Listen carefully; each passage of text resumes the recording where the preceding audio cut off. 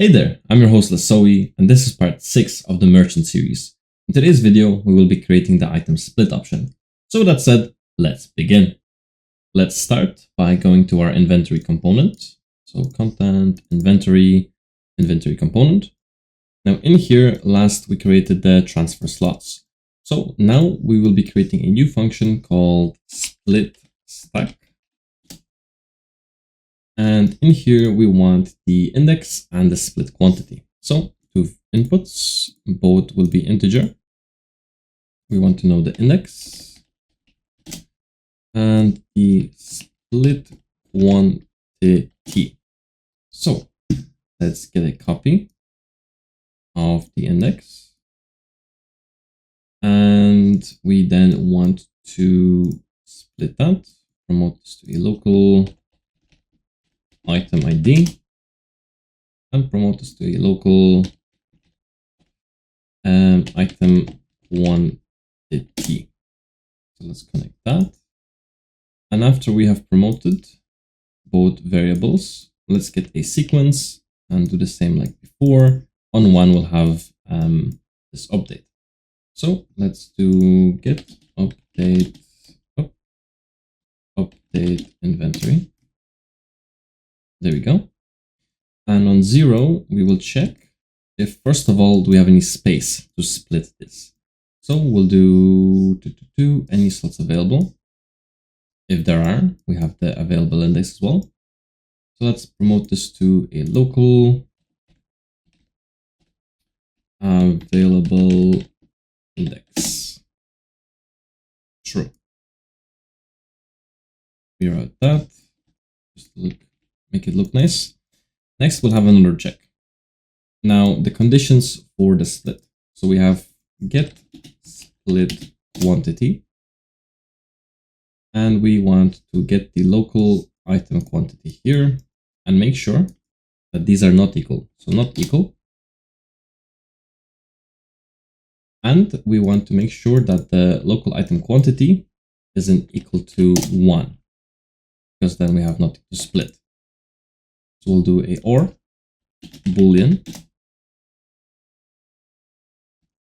Connect that in here. So if true, if this goes true, we can do create new stack. Again, just overriding the array element. Index, we get index. Goes in here. Item ID, we have 2 here. Get item ID. And the quantity that we'll get will be the local, do we have that? Yeah, we do. Local item quantity, subtracted, and we do get split quantity. That's that here. And our second element, second slot, this will be the available index. So available index. Item ID stays the same. This will receive the split quantity. So get split quantity. And there we go. That's all we gotta do. And let's compile and save. Next then will be the UI. So let's open up the content drawer once again, go to our UI folder. And before we begin, let's create a new folder called common. And in here, we can just design a button. So we'll do user interface, we'll do WB underscore custom button. And let's open that. In here, we want a button and we want a text. So let's grab that. Text goes here. And we want this to be variable. We'll do txt underscore button, and here we just can say button as well, why not? And the button shall be called button. Compile and save, and let's open up the event graph. So in here on pre-construct, we can see how the button looks. So let's do text button and do set text, last one at the bottom, like so. And in text, we have this promote variable, call it button text. And if we make this instance editable, we can set it per UI. That's what we want. And then let's get rid of these. We want to click on the button and do on clicked. Whenever this is clicked, we want to call an event dispatcher. So let's do here, let's do on clicked. And we'll do a call. And that's pretty much it. So let's compile and save. Next, we'll go ahead and design the UI for the item slider. So let's open up the inventory folder. Let's right click, create a new widget. And let's call it WB_item slider. Save it and open it. Now to begin things off, we'll get a canvas panel. Then we want a border, drop that in. We want a second border, drop it on top of the other one. And we want the vertical box. Click on your first border and do size to content. We can change the padding to be 2. Brush color will do something like a light gray for the outline. Second border will be the actual chunk of it. So brush color, let's do like a darker color. Padding we can do as 0. And even the first border, let's click back on this. Let's name it. This will be important. Let's just call it border or bbox_slider. That's fine. Now click on your vertical box. And in here, we want to drag in 3 things. We want the text to say split amount. We want the editable text, and we want the slider. So let's grab a text, drop it in. Let's drag in a editable text, drop it in, and let's drag in a slider, drop that in. Then let's get a horizontal box and drop this in. And inside of that box, we'll have 2 custom buttons that we made. Copy and paste, select both to fill, padding 5. We can name them. So we'll do button accept on the left hand side. I'll just say accept. And here we can do cancel. And we'll do button cancel. And there we go. Now for the slider, min and max value, we can say 1 and give it a padding of 5 as well. For the top text, we can do 18 as the font, center it. Name doesn't matter, doesn't have to be variable.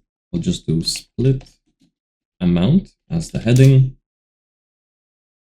We could give it some padding. 5 looks nice. And then the editable text inside, we'll do txt, so editable text, and we'll do item, we'll do split quantity.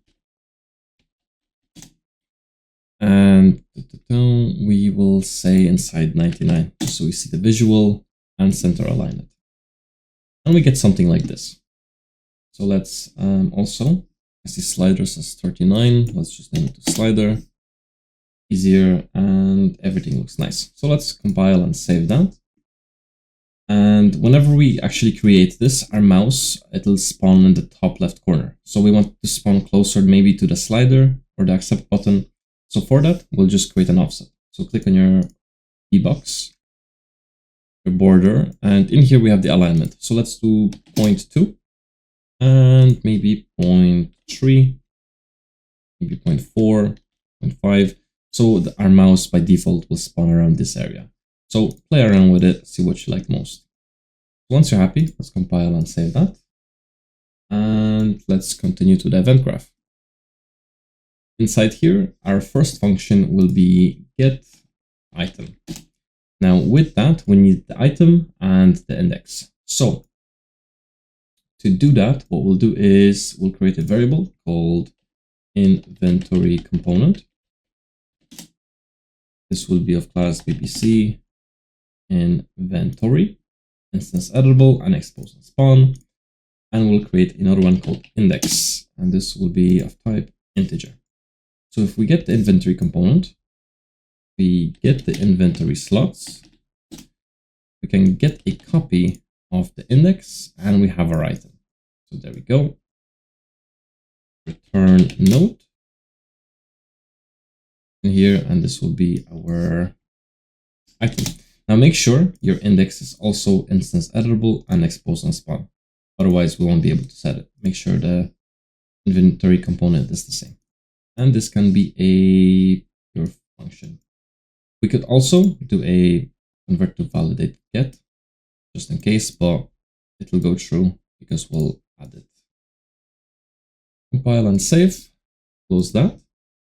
Next, we'll go ahead and create a custom event called set slider min and max values.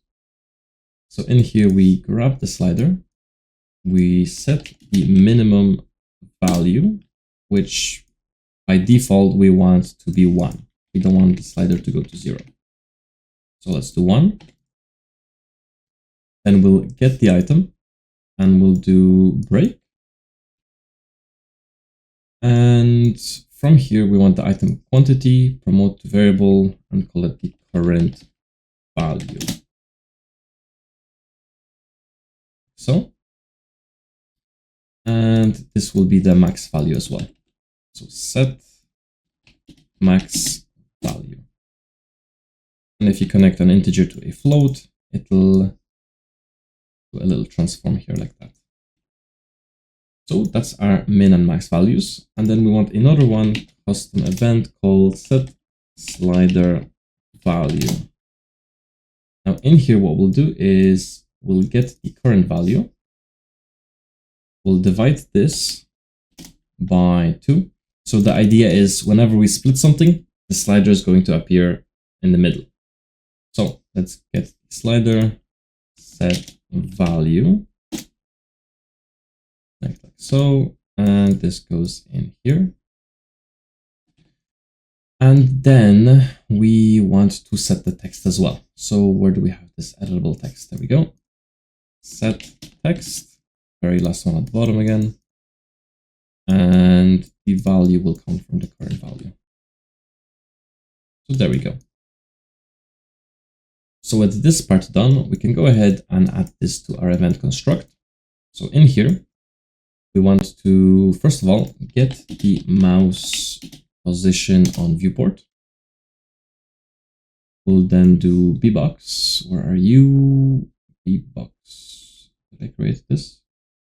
Bbox slider. Did I call it slider? Yeah, that's it.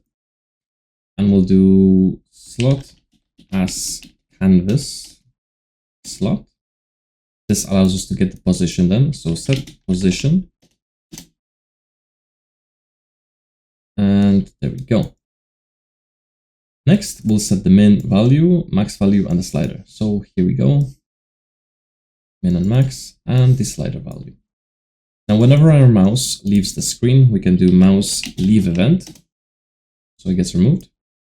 Remove from parent. And we're almost done. Next, we need to handle what happens when we change the slider. So let's click on the slider and do on value changed.